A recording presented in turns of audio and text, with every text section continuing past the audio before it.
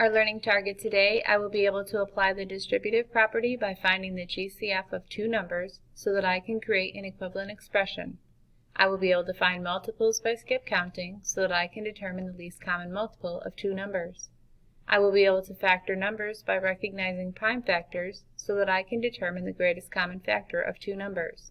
And I will be able to prepare for my unit test by applying all of the concepts I have learned so far to have success on my unit test.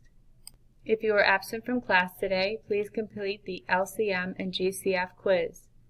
Please show work on a separate sheet of paper and bring back to school with you when you return. Also, please complete the data collection task question. You will show work on a separate sheet of paper and bring that to class.